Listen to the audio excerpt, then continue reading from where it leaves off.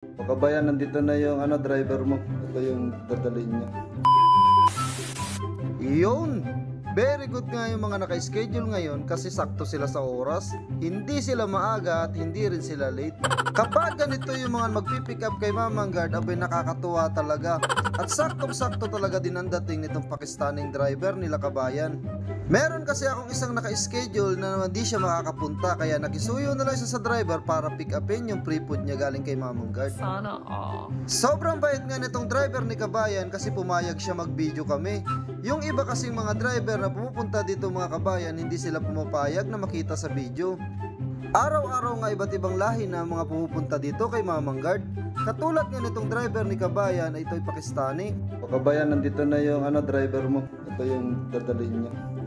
Wala tayong gatas, na ubusan ka na ng gatas, puro pang baby na lang to. At syempre, hindi pwedeng walang selfie si Mamang Guard sa'yo. Bye-bye! Eto namang si kabayan, meron siyang kasamang ibang lahi. Indian nationality nga pala siya mga kabayan, at nagpa-schedule siya kay Mamang Guard para mabigyan ng pre-food. Eto namang si kabayan ay nag-request siya ng gatas para sa bata. Nag-request din siya ng gatas para sa diabetic. Sabi ko kay kabayan na ubusan na tayo ng gatas para sa diabetic. Sa sobrang dami nga ng diabetic dito sa Jeddah, mabilis maubos yung mga gatas natin mga kabayan. Sabi ko kila kabayan, bawi na lang sila sa susunod kapag may dumating ng mga gatas na pang diabetic. Sobrang dami talaga mga kabayan ang mga humihingi ng gatas para sa diabetic, kaya mabilis talagang maubos yung mga gatas natin kahit sobrang dami din ang mga binibigay ni Ate Tess. Nagulat nga si Ate Tess kanina kasi naubos ka agad yung mga binigay niyang gatas para sa diabetic. Sabi ko sa kanya, ganun karami yung nabibigyan natin araw-araw, at pinapakita ko rin kay Ate Tess kung sino-sino yung mga nabibigyan natin. Sana all.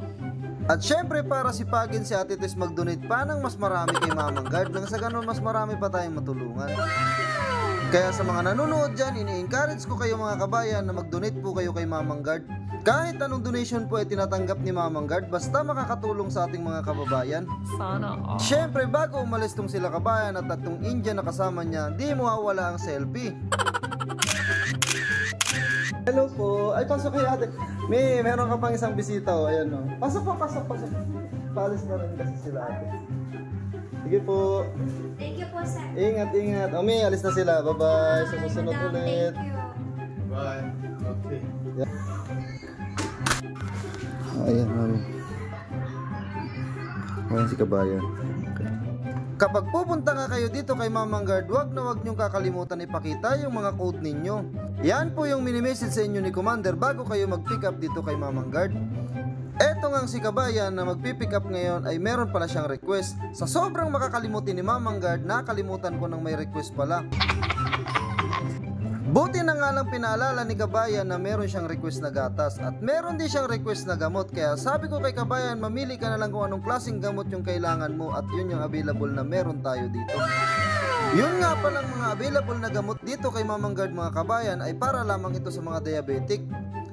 Kaya pinapakita ko sa inyo kung anong gamot yung kailangan ninyo mga kabayan kasi hindi ako magaling sa mga gamot-gamot na yan. Marami kasing mga nagre-request sa akin mga kabayan na bigyan ko rin daw sila ng gamot. Ang gamot lang nating available dito mga kabayan ay para lamang sa diabetic. Meron din palang requestong si kabayan na gatas para sa diabetic. Sabi ko nga kay kabayan, pasensya na kabayan at naubusan. Bawi ka na lang sa susunod kabayan kapag meron na tayong available na gatas para sa diabetic. Bawi ka na lang sa susunod kabayan kapag meron na tayong available na gatas para sa diabetic. Kailangan nyo nga lang talagang ipaalala kay Mamang Guard na meron kayong pinareserve na gatas para in case na magkaroon tayo ng stocks ay mabigyan ko kayo at ma-priority. Kaso makakalimutin talaga si Mamang Guard, kaya kailangan nyo talaga magpaalala mga kabayan. Medyo marami kasi kayo mga kabayan, kaya yung iba talaga hindi ko na naaalala. Eto nga si kabayan, buti na lang pinaalala niya sa akin na nangihingi daw siya ng diaper para sa bata. Kaya kailangan nyo talagang paalalahanan si Mamang Guard sa mga nare-request ninyo mga kabayan. Katulad nga nung lagi kong sinasabi sa inyo mga kabayan, kapag pupunta kayo dito kay Mamang Guard, magdadala po kayo ng sako. Plastic pala. Mabilis kasing maubos yung mga plastic ni Mamang Guard kapag maraming nagpipick up araw-araw. Di ko na nga pinagtagal si kabayan kasi kailangan na talaga magpahinga ni Mamang Guard. At bago umalis si kabayan ay kailangan natin mag-selfie.